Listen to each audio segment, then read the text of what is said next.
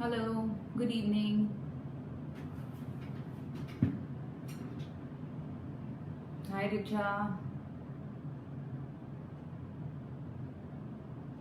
Is the sound okay? Can you hear me clearly?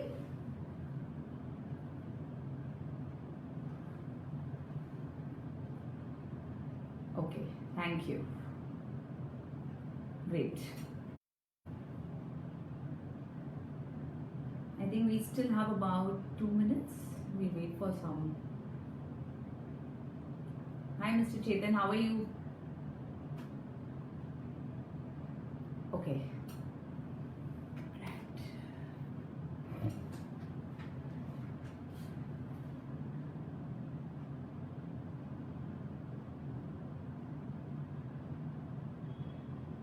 Am I too loud?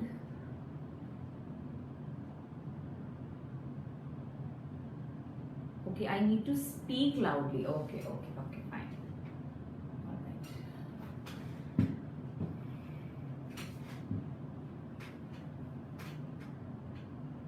Good evening.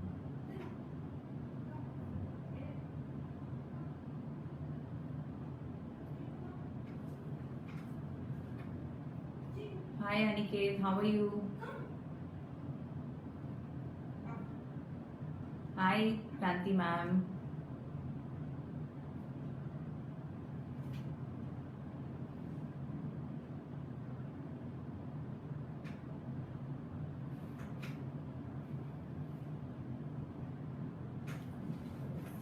Okay.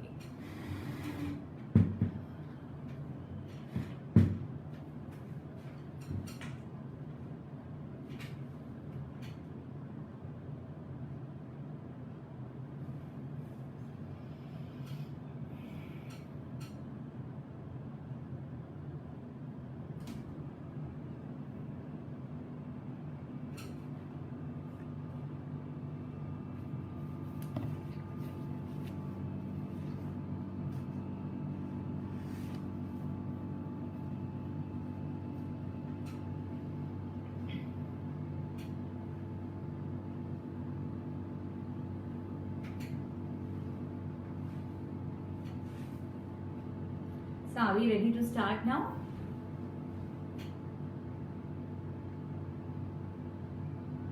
We just wait for maybe some more time. I am on my iPad. I hope it's clear.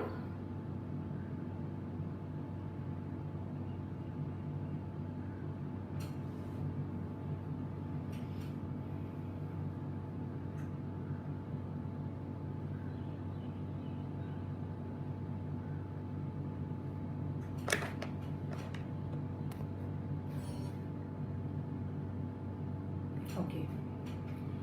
Okay, hello friends, I'm Dr. Indu Tandon and thanks Ram sir and MRR for inviting me for this talk. The topic, as you all know, for the evening is biomechanics of running injury. Though the topic would sound a little technical, but biomechanics or understanding biomechanics of injury is one of the most important things which I guess each one of us should try to understand. Now, I've been practicing for the last 20 years and obviously seeing a lot of patients. So over a period of 20 years, I observed that there are runners who run marathons, who run ultras, who run short distance also, and they keep coming back to you with similar injuries repeatedly. So it's something to think about, that why would one particular injury keep coming back to you? Say you have a knee problem and you've trained hard for your marathon, you did your marathon, and after that you're like taking your physio sessions endlessly to heal that injury. Then again, after a rest period, once you get back to your activity, you again come back with a similar injury. So many of us would be experiencing this in our running thing also, and that's why I thought it's important to understand that from where do these injuries originate? So when we think about injury, we normally think about an isolated joint or an isolated part which is troubling us, right? But that's not what one should stick to only, because injury is never about that part. Say you have a foot injury, you have a back injury, you have a hip injury. So it's not that my hip is a problem or my back is a problem. It is always to look up and below that area, which we normally miss. Now, why do we miss? Because obviously we don't study our body as a whole. We basically function individually as quadriceps strengthening, hamstring strengthening, back strengthening. These are very common words that one would hear in training programs, right? But that's not how a human body would work. So as we all know that locomotion, movement, human body movement is a very it's a complex movement, but it's a very beautiful orchestra of various joints and muscles helping each other. So whenever we are doing our activities throughout the day, we are never working in isolation. Each joint works in sync with the other, right? Now if we stick to just running as an activity, we all know it's a coordinated activity, we all know it's a bilateral reciprocal activity, right? So when we work, when we run, we have the entire body working together. So now today I would like to, I've tried to really simplify this, though biomechanics is a very technical term, but if you can understand a few things which we very commonly see, you will be able to understand your body better. Next time when you do a workout or you're running, you will be able to scan your body yourself. So it's not that you always need a physiotherapist or you need a doctor only to cure you. If you listen to your body gives number of signals that what you're doing is right or wrong. So if you ask me, pain for me is not negative. Pain is just an indication what your body is trying to tell you. It actually talks to you that what you're doing is not right, so please change it, right? So let's start with what I mean by biomechanics. So biomechanics is the study of movement, right? So when we talk about biomechanics of our body, it is how a joint and muscle would be functioning in space and carrying out any activity. When we talk about biomechanics, there is something very important that one needs to understand. The whole body has a kinetic chain. So as I said that each joint works in sync with the other. So there is a chain reaction that one follows while doing any activity, whether you're sitting, you're walking, you're running, right? So kinetic chain is where I start from my foot, I would go to my ankle, go to my knee, go to my hip, my back and my upper area. So it's feet to fingertips. That's how my body would move, okay? Now to start with, now when we think of training, right? We are into training, we are training like for hours in a day, and we have our goals, we have our timings, and we need to achieve things. But what we forget is it's not just about, say morning you trained for 2 hours and you did a fabulous job in terms of strengthening or endurance training or whatever you're doing, but what happens throughout the day? So once you've finished your training, you're out, you're at work, you're at home, you're doing your normal chores, right? What we don't notice is how we behave throughout the day. So no matter how much you have trained for 2 hours or 3 hours or maybe 2 hours in the evening also, but throughout the day, if you've not maintained good postures, if you are not aware of your joint position, the way you're functioning, right, it will undo whatever you've done. So there is no compensation that yes, it's just like, oh, I worked out for 2 hours, now I can eat this amount, right? So posture becomes plays a very important role in our normal running activities, because what you're doing throughout the day, the way you sit, whether you're upright or you are slouched, or you sit in a very awkward position, you stand, you walk, the way you are moving, your brain, your neuromotor control are learning those patterns. So when you train something for 2 hours and you train something for like 10 or 12 hours in a day, there's a lot of difference. That's what we don't really look into. So now if you ask me, we are in a sitting world, right? So we are always sitting, we are on the computer, we are writing, typing, we are eating. So we are always forward. We never do activities opening our chest out. We are never, even when we run, we are running forward. We are not running backwards, right? So if you notice, our body has a front and a back. That's the anterior and the posterior part. So we have muscles running from the anterior part and the posterior part. Now what happens is, if you overuse one group, which is because of your daily living, if you are sitting, you definitely will have a forward position. No matter how upright I am, my hands are forward, right? So I am forward based, I am flexion based, right?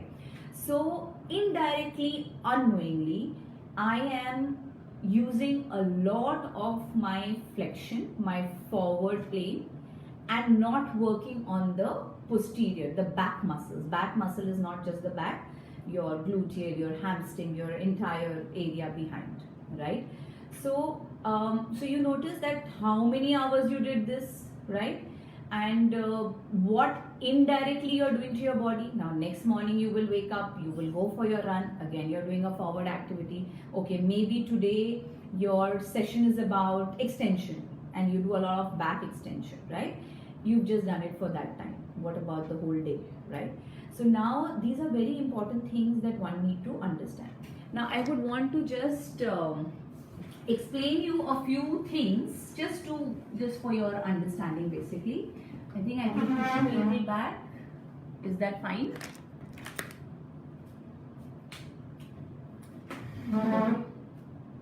So now if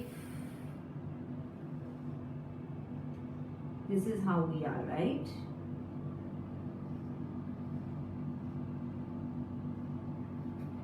Now, if I divide my entire body, just think about what I'm saying, into 3 halves, right?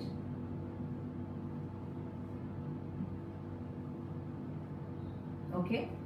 So my 3 halves, if you've noticed, the upper part of your body, and this is my lower limbs, right?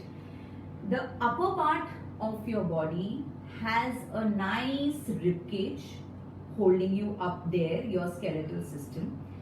The lower part of your body has a pelvic cavity. It has a pelvic bone, nice pelvic cavity holding you up here, right? What about the middle part? So have you thought that between the rib cage and the pelvic bone is my abdominal area, okay? And that is the only area where, apart from this thin spine, I don't have a bony structure. Just think about it, and you need to keep imagining and scanning yourself as I talk about this, right?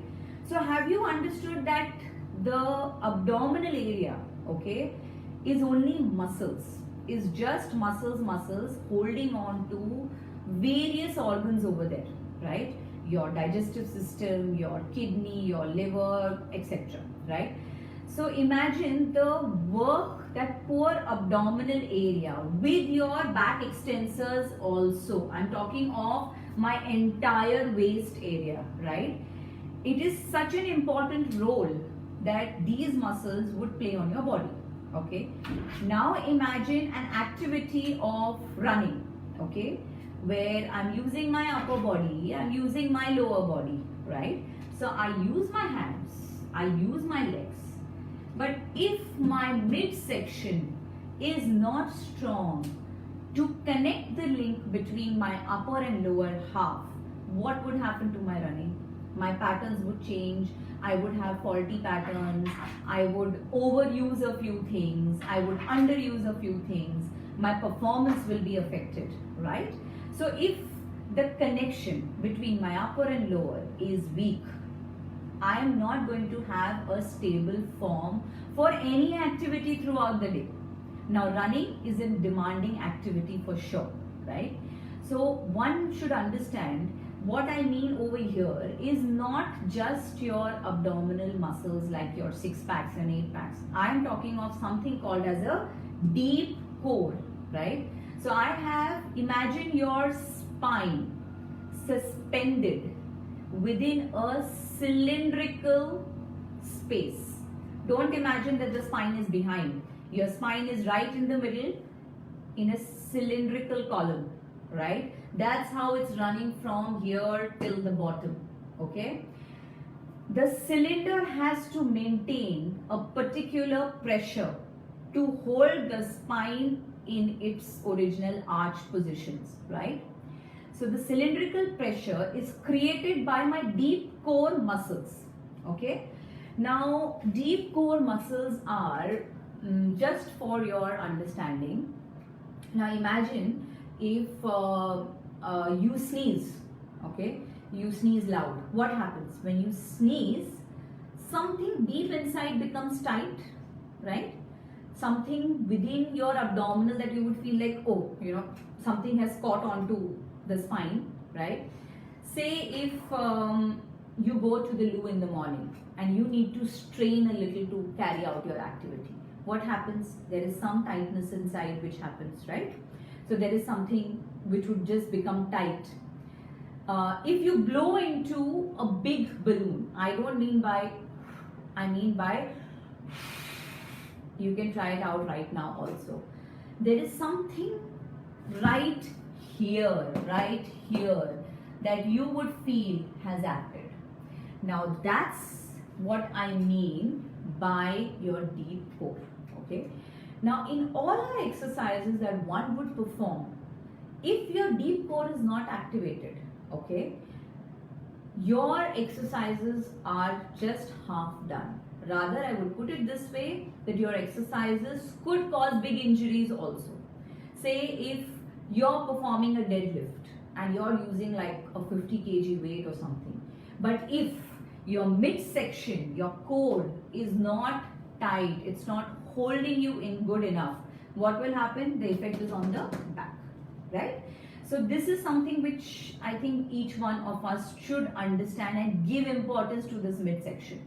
Now this is not only about my abdominal muscles. I'm not talking of my superficial rectus, like my 6 packs and 8 packs. I'm talking about even my side connectors to my hip, right? So this is one part of it. Now imagine when you are sitting, okay? Is this something that one would see little commonly? Yeah? Right? And these are my hands. So do you see me facing a little forward in whatever I am doing this, right? So if I am eating, I'm writing, and I am forward, unknowingly my head is going to be a chin forward position, right? Or a head forward position that I will form. Now this position with my hand forward, right? Imagine what it would be doing to my core, what it would be doing to this area of my back, my neck, yeah, and my back muscles, and then what it would be doing to this area, my neck muscles, my shoulder pec muscles, right? So these are important things that one has to consider. Now what happens is that when we carry out activities like this, now this even happens in running. No matter how well you have aligned yourself, if you are continuously running a long distance, you will start moving forward. So you are again in this pattern, yeah? So when you are in this pattern, notice that your hands are always like this, you're internally rotated. In any activity, even right now if you check, you'll be sitting in this position. You wouldn't be an open up position, right? Now this is a very important concept. Now this is when my hands, my palm will look down, okay, and a little outwards, is internal rotation at the shoulder. So internal rotation at the shoulder and the upper area. And when I open up, that's external rotation. So say for example this, I'm opening up, I'm externally rotated. This, where my shoulder, my ball and socket joint would now look downwards, is internal rotation. And that's how I am, that's how I'm eating, that's how I'm writing, that's how I'm typing, correct? Now internal rotation has a very negative role in terms of when you carry out any activity. Now if you imagine when you are like this, you will have a tight chest area.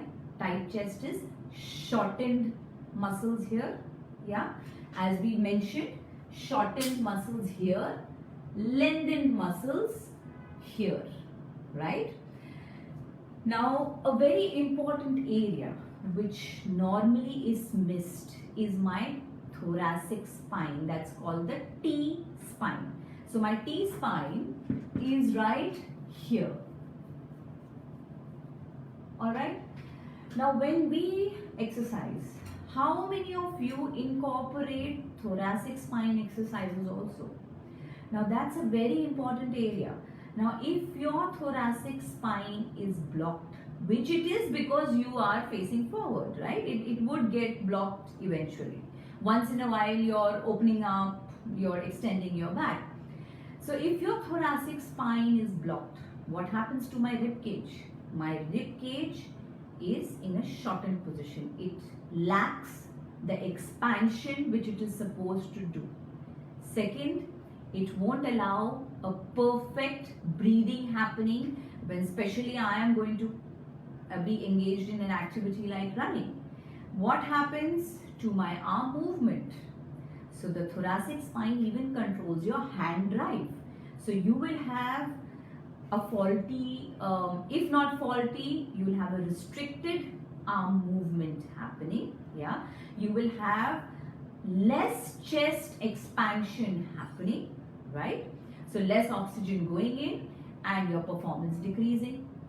Now when you continue doing this, what you are basically doing is something which got lengthened, something which is short, you maintain that position and you are strengthening yourself. Now how does that make sense? You need to understand that anything which is short is weak. Anything which is short is weak. Anything which lengthens is weak. Okay, so we have two weak areas, but the reasons are different. One muscle is short, the other is elastic. Muscle is elongated. Muscle is an elastic tissue, something which you keep pulling an elastic band. What happens to that area? It just becomes weak because it can't fire back. It doesn't snap back the way it is supposed to, right? So when we engage in any of our exercise regime, one must assess whether I am more inwards, I'm internally rotated. Is it that I see a hunch very often? Like this is random. When you scan yourself right now, you will sit upright and you will get the best. But anytime throughout the day, what you need to do is just quickly, a quick check on the posture, the way I am, right? My shoulders forward, am I hunching? Corrected. Give the right signal to your brain. This is the first part throughout the day that one would do. Apart from that, you work on your muscles.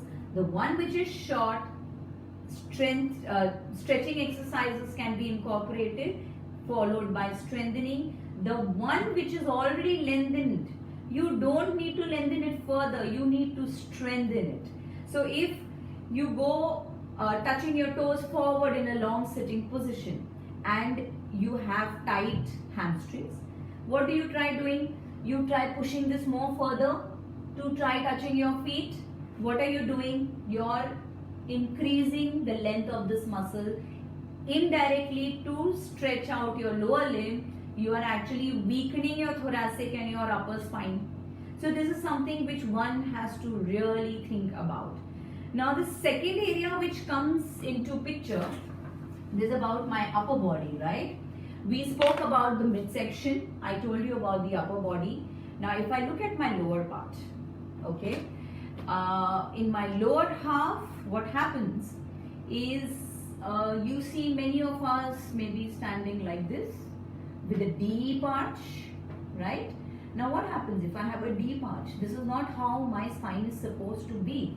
Yes, I'm supposed to have a lordotic lordotic lower spine, but not exaggerated to this extent. I am continuously giving a stretch to my abdominal muscle and I'm shortening this extensor area, right? So randomly check throughout the day, am I like this? And what you do is you correct. This is called a pelvic tilt. Now in this session today, I'm not covering any exercises, but I'm just trying to make you understand what are the problems one would miss on and we would not really look into. Yeah. So this is called a tilt. So imagine your pelvic bone, right? I spoke about the pelvic bone. Now my pelvic bone has my hip joint, right? My pelvic bone has connection with my abdominal muscles, right? So it is definitely dependent on how my muscles also do, that I can maintain a good symmetry. So you always have to imagine a straight line. Imagine you're wearing a skirt, or imagine you have your belt here. Now just check yourself that does this belt go up and down because I stand like this, or maybe I'm standing in this manner. What's happening to my belt, right? This is how I need to align a straight line. Okay, whenever you feel, oh, looks like, okay, correct, right? So this is one part that you can think of immediately correcting. Now the second part is, now this same pelvic bone, imagine it like a container, okay, a container. Now if this is my container, okay, and imagine this container is holding a lot of water for you, okay, you're balancing something here. Now if I'm in this position, what do? My container faces forward and I might just drop it, right? So align it. Create a straight line over here also. Now these are corrective exercises. They won't just come to you. They need a lot of training in different planes of motion. But this is like a quick check that, okay, am I standing in this manner or this manner or this manner, and sometimes even this manner, even this, what we call as a posterior pelvic tilt. Of course, this is anterior, which is very common, and it has to be corrected. Okay, so one has to look out for these areas. Now, going to the next part, which is very important, and then I'll start giving you some examples. Now, one very important thing that we miss, okay, is there's a concept of my kinetic chain, where every joint is supposed to perform a particular function. Okay, so if I divide my whole body, yeah, okay,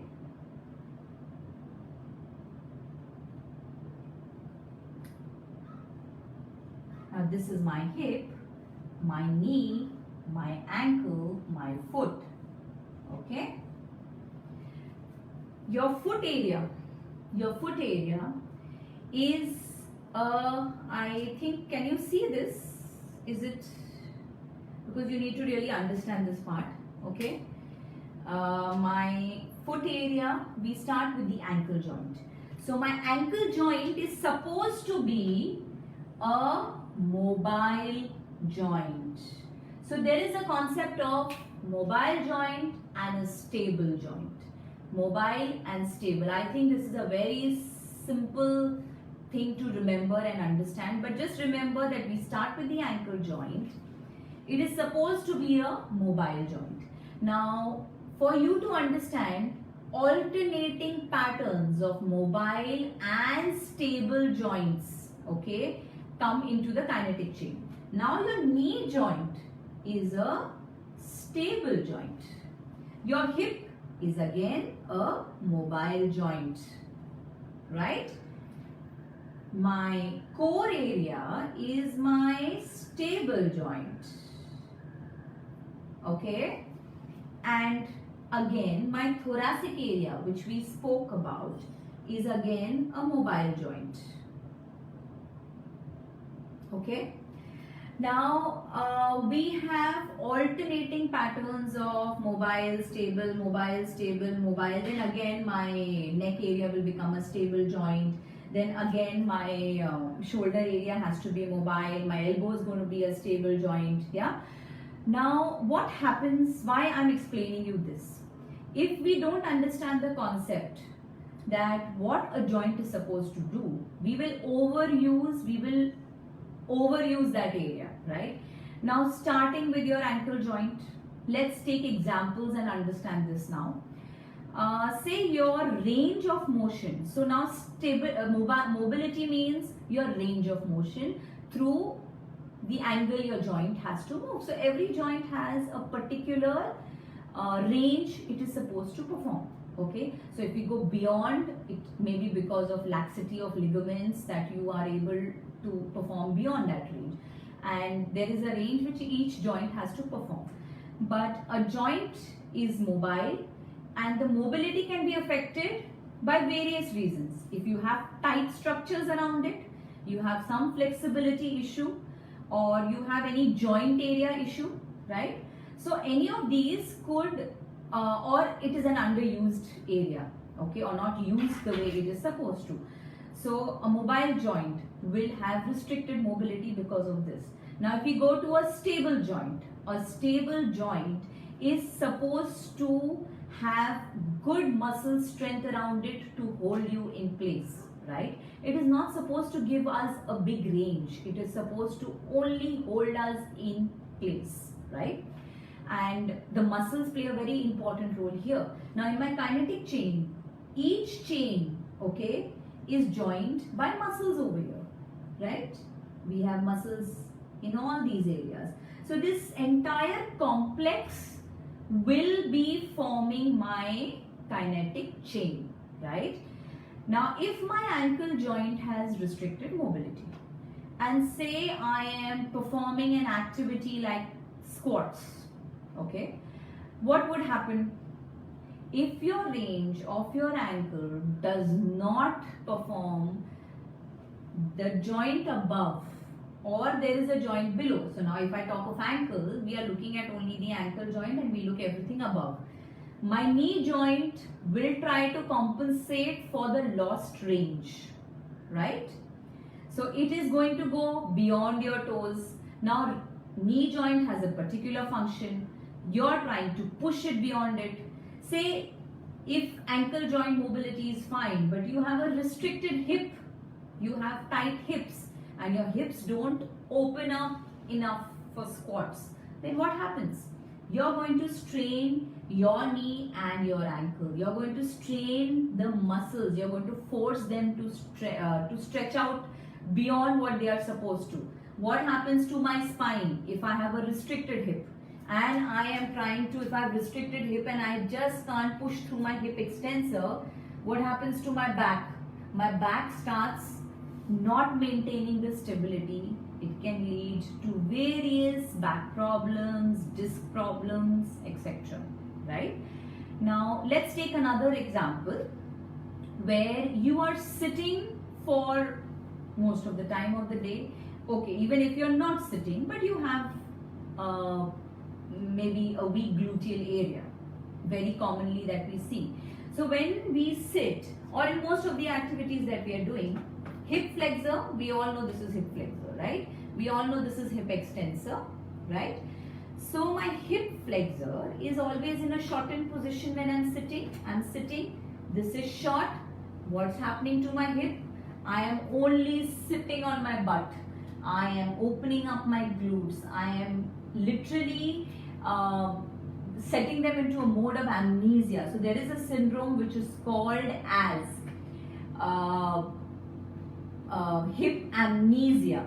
Okay, and that's what is a very important concept, because for runners that becomes the powerhouse. So we need to understand what we do to our hip muscle. Now say if my front of my hip is tight, okay, and the back of my hip has lengthened and is weak. Now I'm performing an activity of running. So what happens when I start running? My hip flexors take me forward, right? Now as I go forward, I need to extend and then go forward again. So there is a very important role of my hip extensor. But if this is tight, as I start extending, this fires and starts pulling it back. That listen, you cannot, I am short, you can't pull me. This is weak. This doesn't have the power to pull you, right? So my hip extensor will not fire to the extent it should fire, because the other group has pulled me back already, and which we don't realize when we perform an activity, because we are totally doing the activity at that time, right? Now in this scenario, our body is always trying to help, because we have a kinetic chain in place, right? So the synergist, which is a muscle which will come to my help, okay, which is going to be my hamstring muscle. So this is my hamstring muscle, and as I go forward and prematurely this is going to fire and stop my extension, my hamstring will help me. My hamstring will help me to take me back and forward, right? Now what happens? Hamstring is not supposed to do this function, but you are forcing a muscle to work in a particular manner. So what is going to happen? We definitely can injure our knee joint. We can definitely have problems with our hamstring area, right? And if you continue doing this pattern, you're even overloading your ball and socket, that is your hip joint.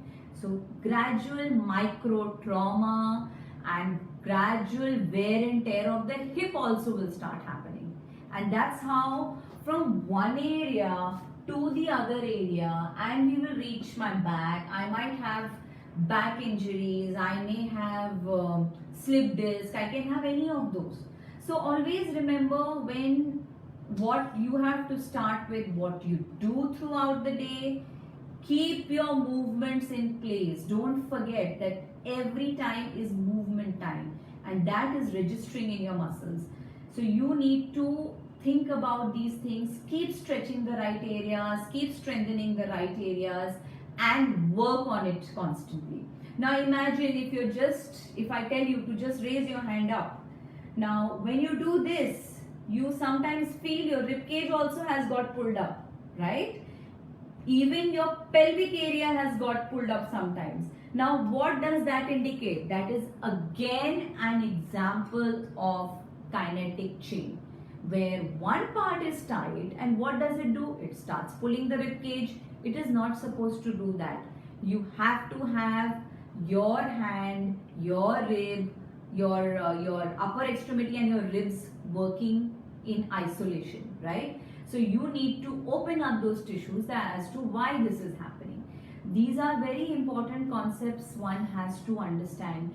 Now when we are exercising, we don't give much importance to my foot area, okay? Now foot is not my ankle that I'm talking about, okay? I'm only talking about my foot area. Now my foot has 26 bones. It has 33 joints in that small area. It has more than 100 muscles in that small area. So can you imagine what role the foot is playing, right? Now when we talk about injuries like plantar fasciitis or tendinitis, right? The behind of your heel, and it starts hurting, right? Now what we don't consider, we are only doing our plantar fascia stretch, right? We normally would stretch out the lower part of the foot, or we would do our ankle movements and maybe some finger, the toes movement. But if you understand why did that happen to you, that's because your foot is a complex, right? And the foot basically is a very important stabilizer in terms of it is actually holding you on the ground. So even when you run, it's the foot which is giving you the propulsion. Of course, then the active muscles take over. But if your foot is not stable, what happens? On a weak base, you cannot propel. It's like in a swimming pool, I put a raft and I tell you to do a vertical jump. So what happens? You will not get the power. So your foot is a very important area where everything will start from the foot, and it's the most neglected area during exercises. So when your foot starts moving, it has various functions that it would do, but more important is stability that it is creating, right? Now say when you're running or you're standing, I'm sure all of you know what is pronation, what is supination. Pronation is a very common word which is there. So pronation is when your foot weight bears inside, or what we call as flat feet pattern, where my arch goes missing and I'm going flat, right? So if my arch flattens, if I am inwards and I take a step forward, what happens? My kinetic chain will act from my foot, okay? It's going to overuse my calf area, it will strain my knee area, okay? And the chain will reach my back. So sometimes you have back injuries or you have back pain, but the treatment lies in correcting the foot because your whole chain was not managed well. So if sometimes your shoes are ill-fitting, you know, your arch may not maintain and you may be very much pronated. So if you're very much pronated and you keep running in that pattern, you are gradually doing a wear and tear. Now what happens? Very rarely you see a supination where the outer border, okay, of the foot is trying to bear the weight. So if you have that, you will very commonly see ankle twisting in people, right? So twisting injuries, ankle sprain, all this is going to be a very common thing there. So one must always keep in mind, just stand in front of the mirror, okay? What you could do is, you could tell someone, you just stand with your feet hip width, okay? And look straight. Just stand the way you stand. Tell somebody to just take a picture of your heels. See the position of the heel. If you think they are facing inwards, you will see your tendoaculus, you know, where your entire calf muscle is attaching. You will see the angle of that muscle. If you think it is not midline, it is supposed to be a little pronated while running in any case, but not in a flat feet pattern. You must work with exercises there. You have to work, but you will have to work on the whole kinetic chain. So if you have a plantar fasciitis and you're only working on the foot, that's not going to solve my problem. You have to work on your calf muscles, you will have to work on your hip muscles. That's a very important aspect, right? Now, if you see various injuries, we have like a very common thing that we see, which is IT band syndrome, right? Now, IT band syndrome is, it's a band which is from my hip going to the outer side of my knee. But this band, okay, is a thick band. It is for stability. But say you have a flat feet pattern and you are running inwards, right? Inwards. What will happen to the IT band? The IT band, okay, runs from here to here. But when your foot is facing inwards while running, your knee caves in. So what happens to my IT band? It starts getting pulled. Now every time repeatedly I'm only rubbing my IT band in the activity because of a wrong alignment, a wear and tear is happening, right? And over a period of time it might just snap, it might just, you know, get into inflammation, it might stop you from performing that activity.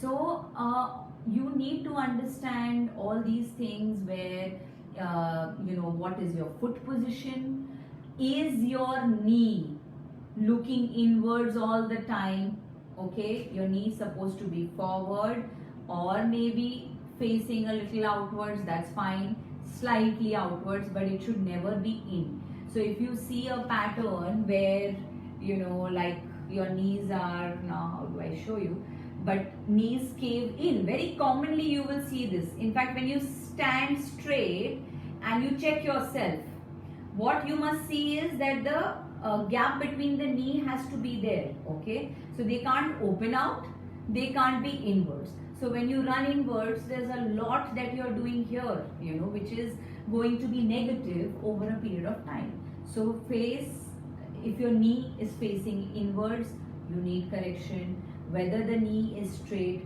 even if it's inwards, internally you can try to rotate the knee, okay.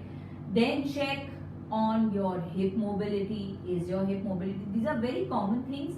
If it is affected, stretch it out, but don't leave it at that, because a shortened muscle is a weak muscle. So if you don't follow up with proper strengthening exercises, you are not going to achieve it again. Look out for my line, for my waist. Look out for my lordosis if I am in this position. Look out if I'm always internally rotated. Is it that I can see my shoulder blades very prominently? If I can, I need to correct it, right? And I need to correct it with exercises. Now, when you are performing exercises, remember every exercise, there is no isolated exercise, okay? Except if you're doing something like an open kinetic chain. For example, I'm just doing a biceps, right? But mainly for running, you will engage in activities where it is going to mimic the form of running. So for that, you will need to use a lot of joints, right? So when you are performing activities, always take care. So if you are doing a squat, see what is the stress coming on the back, see what is the stress coming on the knee. You are doing a dumbbell press, say you're taking it upwards, right? What will happen when you do this? Just don't do like this because you want a heavy weight, so you're just doing this. Your foot placement is the first thing. Be grounded on there, right? Feel the reaction from the ground. From there, start traveling. Your chain reaction goes to the knee will give you the stability. Core will be stable for you, and there you can take your dumbbells up without injury. Okay, so friends, there's lots to cover, but I think this is like I try to simplify whatever I could, and I'm very happy if you have any questions for me. But I think as of now, these are I felt as a runner myself, and just let me share with you that I started running after the age of 43. All this while I was a fitness freak, but I never ran because I have grade 2 osteoarthritis of my knee. I have slip disc at my low back. I have cervical spondylosis. Now if you ask me why do you have so many things, it's because of my work for so many years that a wear and tear, but I've corrected it through exercises. But despite doing all my exercises all these years, whenever I started to run, that was the only activity I never did, because I would basically tell my patients, look, we can't run, you can't run if you have a knee problem. And that's where I thought, no, I don't think that's the thing. There is something missing here, and if we work on it. So for one whole year, I worked dedicatedly in improving my kinetic chain, and I'm talking very passionately about it because it achieved a lot in my life, and believe me, I kept on working where I would do 500 meters and I would limp and come home. Then I reached a 1 kilometer, and one fine day, 10 kilometers I ran, and I basically didn't have pain. And from that day till date, I don't know what a knee pain is. I would never be able to squat before. I could not squat because squatting according to me was a bad exercise. But if you do it in a right angle, because if you know your problems, you definitely can make use of it. So I hope this session had, I'm sure this session would have made some difference in your understanding. And maybe if you think about it, scan yourself and follow programs and do things, I'm sure you will not come up with injuries. Certain injuries may just happen, traumas can happen, but repeated injuries can be taken care by keeping this in mind. So I hope it was nice talking to you, and I will be very happy to answer all your questions. Okay, so Guru Murthy sir has asked, is it advisable to run on hard surface regularly? So I would say no, yeah. And what I have seen these days on Facebook, it's full of indoor runs. And I'm sorry about it, but I am not basically for that, because indoor runs, no matter how big your house is, okay, which normally is not the case for most of us, the way we run and the way we turn, they are just too sharp. So when you do that, it's not really helping us, okay. So I would advise you, even on road, when you run, that's fine, but run on mud tracks, run on grass, keep giving it some break at least, Okay, there's a question for people who spend a lot of time in front of a PC. Any suggestion? I think what I just said, basically, you've understood that, the kind of effect it has on your lengthening and shortened. So first, every 15 minutes by the watch, change position, okay? And do your corrective exercises, do your basic stretches. You're like this, open up. Keep opening up. Keep giving that signal to the brain that I want to open up. Yes, there are various exercises, but then that needs a little time also. What would you suggest for flat foot runners? So flat foot runners, definitely there are insoles that come. There are good shoes with insoles. Otherwise, you get customized insoles made. Because when you work on flat foot, you work on your foot muscles, you work on the great toe strengthening. Now, great toe is a very important area of the foot. We don't, in fact, you should try it. Just sitting, try lifting your great toe up, if that happens, yeah. That may not happen without using the other toes, but work on it. Work on your calf, work on your hip area. So do these corrective exercises regularly, wear your insoles, and be a little aware, like during your training run, see how the foot is falling. Maybe you can do some correction while doing that. So Kavita has asked, could you advise some exercises for posture correction? So Kavita, strengthening is a very different thing, where you need to, you really need to work the step by step, right? But for posture correction, as I said, you being aware of it is the first step. Once you start seeing where you are, is your head forward, pull it back, no tension in your back. Just try to keep correcting step by step and work with strengthening exercises. So how do you find type of your foot?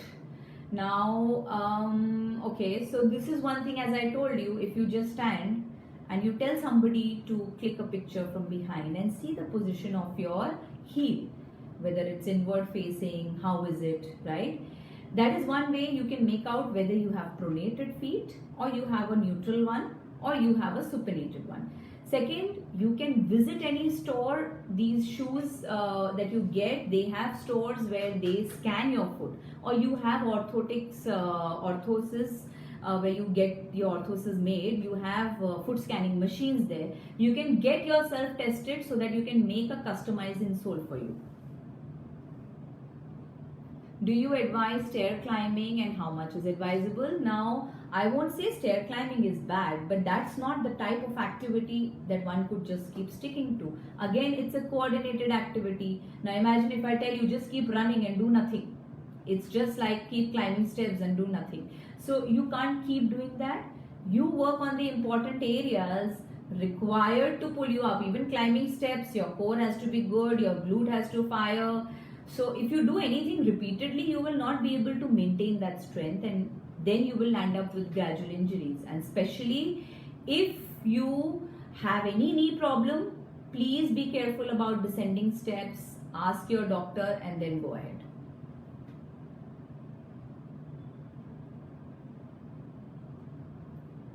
So I hope this was a little useful for you. Yes, I would have loved to cover endlessly, but it's not possible to do in a session for that.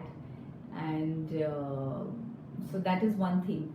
Okay, I have one more question which I can take, and thank you for my podiums that you've told me about.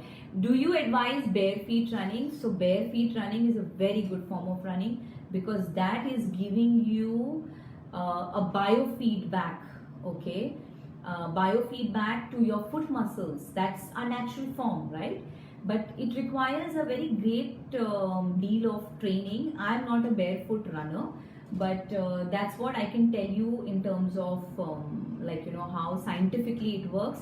So you will have to train in a particular manner, but as far as proprioception, what we mean is what your ground reaction to your body gives you, that comes best with barefoot running, and it will give you the perfect position. It will really strengthen you up right from the central nervous system to your muscles. So I think it's a very good thing, but yes, you need to be very careful with roads around and things around.